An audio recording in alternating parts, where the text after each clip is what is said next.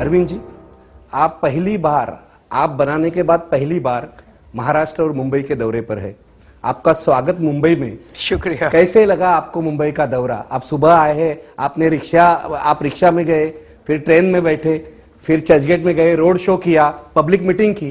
कैसी लगी हमारी मुंबई और महाराष्ट्र से आपकी क्या अपेक्षा है? पहली चीज तो मुंबई बहुत अच्छी है, महाराष्ट्र के लोग बहुत अच्छे हैं और लोग बहुत प्यारे हैं, बहुत प्यार मोहब्बत करते हैं। दूसरी चीज, मैं आज जब आया था तो वहाँ पे लोकल पत्रकारों से पूछ रहा था दिल्ली में, तो उन्होंने कहा कि मोदी की हवा खूब चल रही है, मोदी की हवा खूब चल रही है। लेकिन जब यहाँ पे आया तो मुझे ऐसा कुछ दिखाई नहीं दिया कि मोदी की हवा चल रही है। जो दिखाई दे रहा है, लार्ज स्केल पे जनता उमड़ रही थी, हर जगह जनता उमड़ रही थी, राइट। जैसे हम लोग एयरपोर्ट से बाहर निकले तब से लेके रोड शो में खूब जनता आई, शाम को उसमें पब्लिक मीटिंग में खूब जनता आई। तो ये दिखता है कि जनता में गुस्सा बहुत ज़्यादा है, जनता बहुत दुखी हो चुकी है, बहुत परेशान हो चुकी है और जनता को अब शायद एक ईमानदार राजनीति की यहाँ उम्मीद नज़र आ रही है। लेकिन आप महाराष्ट्र के पहले गुजरात भी गए, गुजरात के पहले यूपी गए, वहां भी आपने चुनाव प्रचार किया। हर जगह आपको यही लग रहा है? उसके पहले हरियाणा भी गया था, फिर उत्तर प्रदेश भी गया था, फिर गुजरात भी गया था। आप एक चीज देखिए, गुजरात के अंदर मोदी जी की विधानसभा के वहां से निकला जब मैं, दोनों तरफ लोग भारी संख्या में सड़क के मौजूद थे रोड शो के दौरान। जो हमने सभा की, वो सभा बताते हैं बीजेपी का गढ़ है और उस गढ़ के अंदर अगर 25-30 हजार लोग वहां पे मौजूद थे, वो क्यों आए थे? अगर वो खुश होते प्रेजेंट सरकार से तो वो नहीं आते। पिछले 1 साल में ऐसा हुआ है, यूपीए से परेशान है पूरा देश। उत्तर यूपीए कांग्रेस की सरकार ने इतना देश को लूटा है जितना शायद 200 साल में अंग्रेजों ने भी नहीं लूटा होगा। यूपीए को हटाना चाहते हैं। पिछले 1 साल में मोदी जी को एक ऑल्टरनेटिव के रूप में प्रेजेंट किया गया। अब हुआ क्या कि मोदी जी के ऊपर गुजरात के दंगों का छींटे थे उनकी, उसके ऊपर उसको साफ करने के लिए एक ताना बना बुना गया, विकास पुरुष विकास पुरुष विकास पुरुष। और एक ऐसा ये किया कि हाँ चलो कोई बात नहीं, गुजरात के दंगे हुए सो हुए, अब ऐसा करते हैं, बहुत विकास पुरुष हैं ये, इन्होंने विकास बहुत किया है। और इस तरह से मीडिया के कुछ सेक्शंस ने मोदी जी के साथ मिलके ऐसा उनको 1 साल तक प्रोजेक्ट किया, विकास पुरुष। गुजरात रामराज आ गया, गुजरात में एजुकेशन हो गया, गुजरात में हेल्थ हो गया, गुजरात में सब कुछ हो गया। और ये बार बार कहा जाने लगा, let's forget the past and let's move into the future, let's forget the past and let's move into the future. तो मैं जब अभी गुजरात गया था, मैं फ्रैंकली ये सोच के गया था, भाई जब इतना कहा जा रहा है तो मुझे काफी कुछ अच्छा मिलेगा, पर कुछ ग्रे एरियाज मिलेंगे, दे विल नॉट बी। पर जब मैं वहां पे पहुंचा, वहां की सच्चाई तो बिल्कुल ही शॉकिंग है। जो कुछ प्रेजेंट किया जा रहा था पिछले 1 साल में, वो कोरा सफेद झूठ था। जैसे कहा जा रहा था कि मोदी जी ने भ्रष्टाचार दूर कर दिया। एक भी जगह ऐसी नहीं मिली जहां पे किसी ने कहा हो कि बिना पैसे के काम होता है। इंडस्ट्रियल लाइसेंस लेना हो तो पैसे देने पड़ते हैं, ड्राइविंग लाइसेंस के 5,000 रुपये लगते हैं, आपको इंदिरा आवास योजना के 5,000 रुपये लगते हैं, 3 रुपये लगते हैं, आपको असिस्टेंट रजिस्ट्रार की नौकरी के 33 लाख रुपए लगते हैं, आपको DYSP की ट्रांसफर करानी हो तो 3.25 करोड़ रुपए के करीब देना पड़ता है। हर चीज के दाम फिक्स है। कहां से भ्रष्टाचार दूर हो गया? किसानों से मैंने बात की, किसान खून के आंसू रो रहे हैं गुजरात के अंदर। किसानों को पहले सब्सिडी मिला करती थी, ट्रैक्टर पे सब्सिडी मिलती, थ्रेशर पे सब्सिडी मिलती थी, वो सारी सब्सिडी बंद कर दी। किसानों को उनकी फसलों के पूरे दाम नहीं मिलते। 800 किसान सुसाइड कर चुके हैं अभी तक। मोदी जी को कहा जाता है इंडस्ट्री के लिए बहुत कुछ किया। 60,000 स्मॉल स्केल इंडस्ट्रीज बंद हो चुकी हैं पिछले 10 साल में। आप कह रहे हैं लोगों के मन में यूपीए के बारे में गुस्सा है, लेकिन आप टारगेट तो मोदी को कर रहे हैं। क्या करना चाहते हैं आप? काफी सारी चीजें जनता को पता नहीं है। ऐसा ना हो कि कुएं से निकले और खाई में गिरे, ये ना हो जाए, तो ये बताना जरूरी है। तो आपका ये कहना है कि यूपीए कुआं है और ये खाई है? मतलब दोनों, किसी को कुआं मान लो, किसी को खाई मान लो, जो भी दोनों एक ही जैसे हैं। दूसरा, आम आदमी पार्टी ने और अन्ना आंदोलन ने पिछले 3 साल में इस देश के लोगों को उम्मीद दी है कि कुछ हो तो सकता है।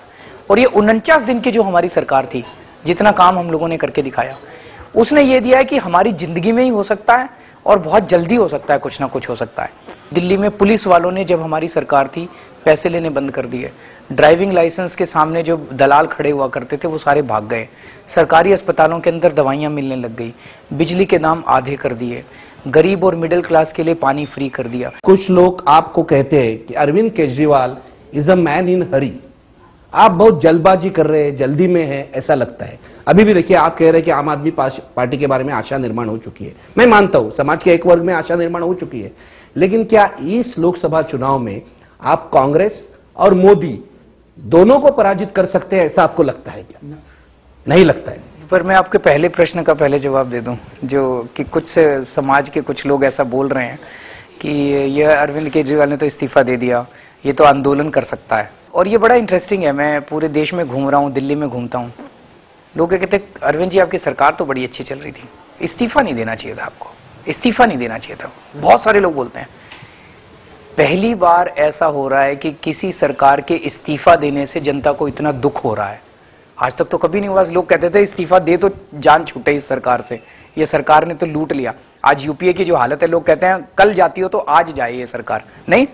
तो पहली बार लोगों को किसी सरकार के इस्तीफा देने से इतना दुख हो रहा है, which means that people are very, लोग कहते हैं वोट आपको नहीं लगता ये जल्दबाजी हो गई? मैं वहां पे मुख्यमंत्री की कुर्सी को भोगने के लिए नहीं गया था, उस कुर्सी से चिपकने के लिए नहीं गया था, उसूलों की राजनीति कर रहे हैं। अरविंद जी, मुझे ऐसे लगता है कि आप सरकार से ज्यादा विपक्ष में खुश है। ना ना ना, विपक्ष में बैठना आपको अच्छा लगता है, जैसे पहले सोशलिस्टों को लगता था, कम्युनिस्टों को लगता था, क्योंकि आप ऐसा मानते हैं कि आंदोलन से ही परिवर्तन होता है। ये ठीक है या गलत है? गलत है। गलत है? अगर आंदोलन से ही होता तो फिर अंदर क्यों जाते हम?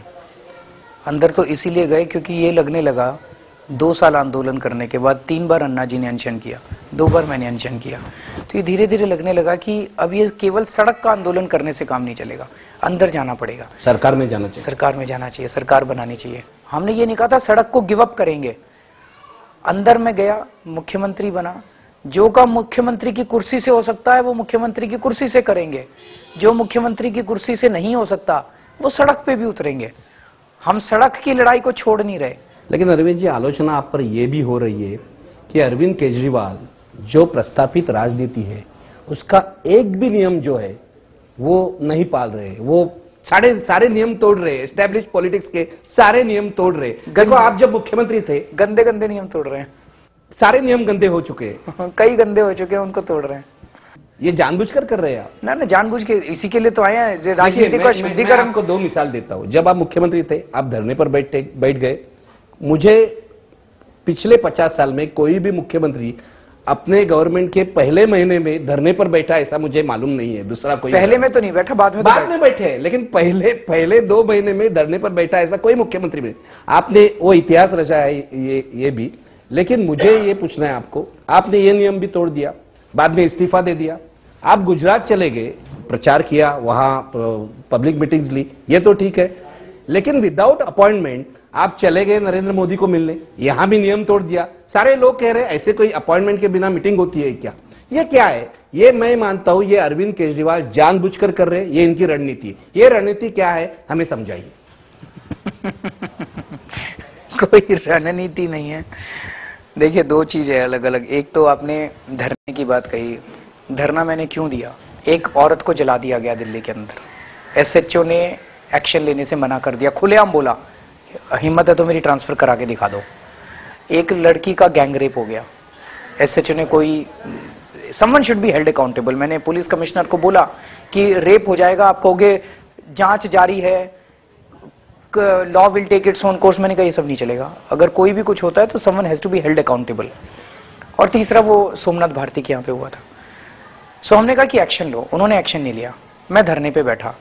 धरने पे बैठने का मतलब था पुलिस की अकाउंटेबिलिटी को फिक्स करना। कई लोग मेरे को ये कहते हैं, जैसे अभी आपने कहा अरविंद तो ड्रामा करता है, अरविंद ने ड्रामा किया।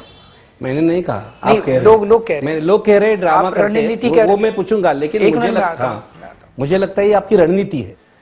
4 डिग्री सेंटीग्रेड पे की ठंड में रात को सड़क पे सो के दिखा दो, अगर वो ड्रामा होता है। कुछ लोग ड्रामा करके तो दिखाएं, वो ड्रामा नहीं था।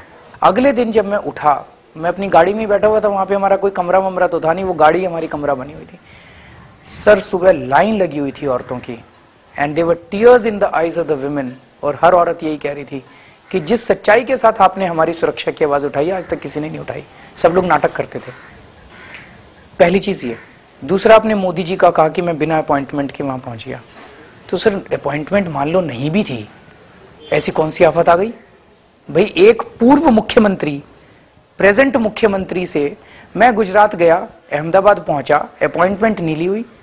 सर आप एक बात बताओ, मैं मान लो आपके ऑफिस आता हूं, मैं अपॉइंटमेंट नहीं लेता, आप मेरे को अपने ऑफिस से 5 किलोमीटर दूर पुलिस भेज के रुकवा दोगे वहां पे क्योंकि मैंने अपॉइंटमेंट नहीं? ये कौन सा तरीका है? चाय तो पिला दो, चाय पिलाने में कोई हर्ज है? आप बताओ, मैं बिना अपॉइंटमेंट के चला गया, इतनी तो गुस्ताखी थी मेरी। अपने घर से सुनो सुनो सुनो सुनो, अपने घर से 5 किलोमीटर दूर 1000 पुलिस वालों को भेज के मेरे को, मैं कोई आतंकवादी हूं? मैं कोई इतना क्यों डरते हैं मोदी जी मुझसे? अपने वहां बुला लेते, रिसेप्शन पे वेटिंग उस पे बिठा देते, कप चाय पिला देते और कह देते भाई कि वो बहुत बिजी हैं, केजरीवाल जी चुनाव के बाद आ जाना।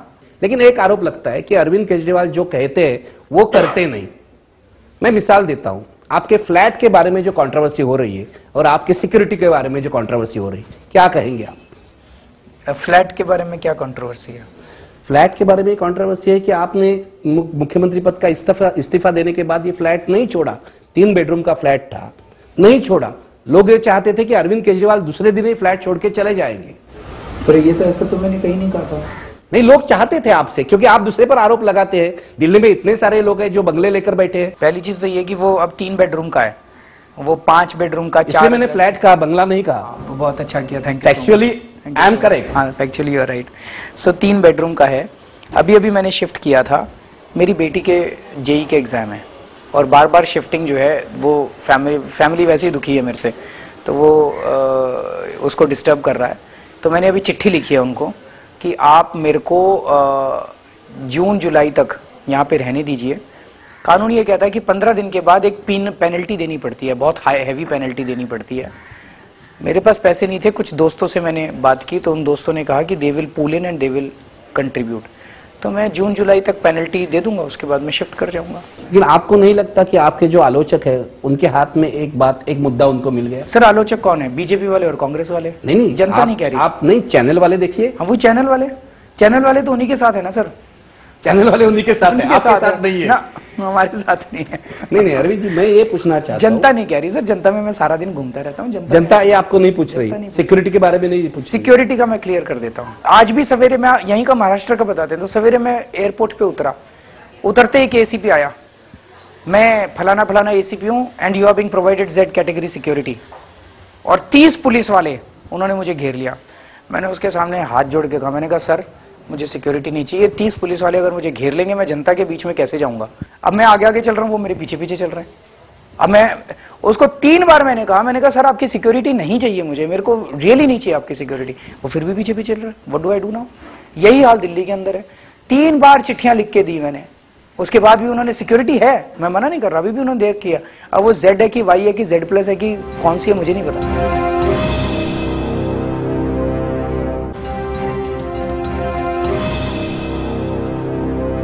मुझे ये पूछना है कि मुंबई में क्या हुआ। देखिए, आप ऑटो रिक्शा से गए, आप ट्रेन से गए, चर्चगेट स्टेशन पर एक हंगामा हो गया और सारे चैनल वाले और सारे मीडिया ने दिखाया कि अरविंद केजरीवाल के जो समर्थक है या आपके जो समर्थक है, चर्चगेट स्टेशन पर उन्होंने जो है वो हंगामा कर दिया। क्या आपको ये जरूरी लगता है इस तरह जो सिंबॉलिक चीजें हैं, जैसे कि रिक्शा से जाना? ये सिंबॉलिक है, रिक्शा से नहीं जाना चाहिए। आप दिल्ली में रिक्शा से घूमते हैं? बहुत घूमता हूँ। आप हमेशा रिक्शा से घूमते हैं? नहीं, हमेशा नहीं, कभी रिक्शा से, कभी बस से, कभी मेट्रो से, मैं हर चीज यूज करता हूं। मतलब हम ये कल्चर क्यों डेवलप करना चाहते हैं कि अगर कोई ऑटो रिक्शा से जाए तो ये सिंबॉलिज्म है, क्यों नहीं जाना चाहिए? सर स्वीडन के अंदर वहां का प्रधानमंत्री आपको बस स्टैंड पे खड़ा मिल जाएगा बस लेने के लिए। अगर इतने अमीर देश का प्रधानमंत्री अगर आप घूम सकते, ये ठीक है, अगर हमारा प्रधानमंत्री रिक्शा से जाएगा या बस से जाएगा, कल्चर बनाना तो आम आदमी भी जाएगा। लेकिन पहले तो ये आम आदमी पार्टी के वर्कर्स को ध्यान में लेना चाहिए। क्या वो एक दिन रिक्शा से जाएंगे, ट्रेन से जाएंगे, दूसरे दिन गाड़ी से जाएंगे? आपके पार्टी के नेता भी हमेशा थोड़े ही रिक्शा से जाते हैं अरविंद जी, इसलिए लोगों को लगता है कि ये स्टंट हो गया। आप रिक्शा से गए, आप ट्रेन से गए, ये स्टंट हो गया। ये मीडिया, मैं आपको आज बताता हूँ क्या हुआ। ये मीडिया वालों को लगता है, आज सारा तमाशा मीडिया वालों ने किया। मीडिया वालों ने जितना तमाशा किया आज वहां पे ट्रेन के अंदर, जितना हंगामा किया, वहां पे जब वो हुआ, जितना भी वो तोड़फोड़ जो मची, वो सर लोगों ने नहीं की, वहां के लोगों ने नहीं की। और उसके बाद ANI की बाइट्स चली हैं। ANI ने वहां पे स्टेशन पे पूछा लोगों से कि आपको कितनी इनकन्वीनियंस हुई। लोगों ने कहा जी पहली बार एक नेता आया है जो कम से कम ट्रेन के अंदर घूम तो रहा है, वी आर वेरी हैप्पी। कुछ लोगों ने कहा हमें परेशानी भी हुई। वो तो सर किसी को भी खड़ा करके कुछ नहीं, ऐसा नहीं होता अरविंद जी, मैं भी मीडिया में काम करता हूं। अरविंद ने कितने बेडरूम का फ्लैट लिया, ये स्टोरी 3 दिन चली। गुजरात के अंदर 800 किसानों ने आत्महत्या कर ली, ये स्टोरी नहीं चली। गुजरात के अंदर 60,000 स्मॉल स्केल इंडस्ट्रीज बंद हो गई, ये स्टोरी नहीं चली। आज 2 दिन से चल रहा है कुमार विश्वास का अरविंद से झगड़ा हो गया, कुमार विश्वास का अरविंद से। अरे हो गया झगड़ा, हम सुलटा लेंगे, अपने घर का ही तो आदमी है, अपने घर में बैठेंगे सुलटा लेंगे। होता है, बीवी मियाँ बीवी में भी झगड़ा हो जाता है, दोस्तों में भी झगड़ा हो जाता है, ऐसा भी क्या हो गया। लेकिन गुजरात के अंदर उनकी सब्सिडी बंद कर दी, रिश्वतखोरी खूब चल रही है, रिश्वतखोरी बंद नहीं हुई। मोदी झूठ बोल रहे हैं, 11% एग्रीकल्चरल ग्रोथ हुआ, उसकी एक भी स्टोरी नहीं चलती है। मीडिया में कई लोगों को पैसे दिए गए हैं कि केजरीवाल को बदनाम करो और मोदी को ऊपर उठाओ, केजरीवाल को बदनाम करो, मोदी को ऊपर उठाओ, और वो चल रहा है। अरविंद जी, वहाँ जो आने वाले लोग हैं वो रिपोर्टर है, फोटोग्राफर है, उनको तो पैसे कोई नहीं दे सकता। रिपोर्टर को ऊपर से कहा जाता है, एडिटर कहता है, एडिटर कहता है, एडिटर ने मालिक को पैसे दिए गए। रिपोर्टर बहुत अच्छे हैं सर, रिपोर्टर बहुत अच्छे हैं, उनमें भी देशभक्ति का जज्बा है।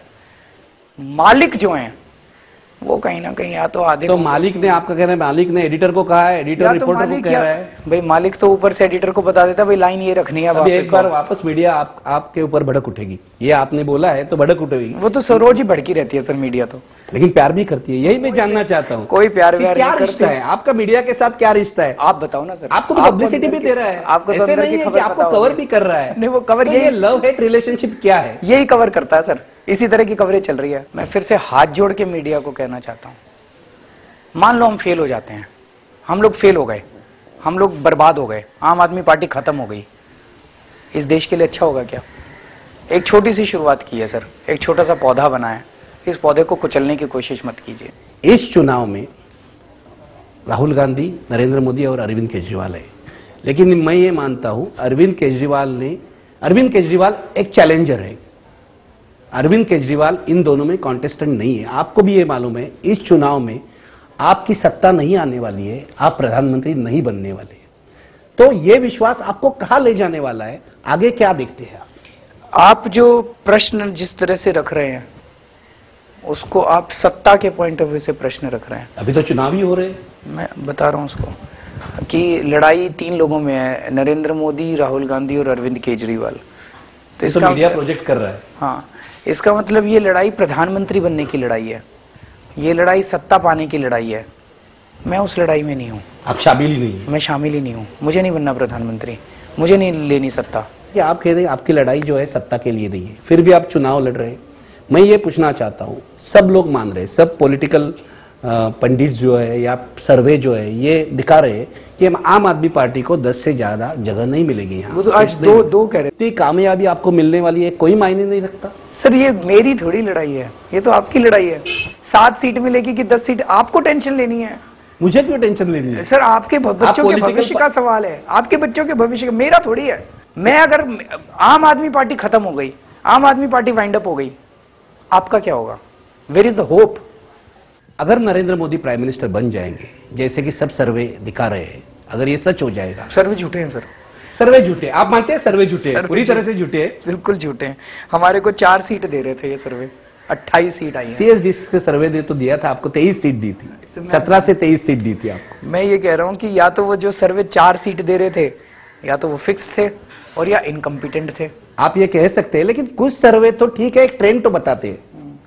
क्योंकि आपके साथी योगेंद्र यादव भी सेफोलॉजिस्ट ही थे पहले, वो भी सर्वे पर अभी विश्वास करना उन्होंने छोड़ दिया। नहीं, मैं यही पूछना चाहता हूँ, कुछ लोग कहते हैं कि नरेंद्र मोदी प्राइम मिनिस्टर बन जाएंगे तो एक विपक्ष की स्पेस तैयार होगी जो कांग्रेस भर नहीं सकती। कांग्रेस कभी भी विपक्ष में प्रभावशाली नहीं रहती।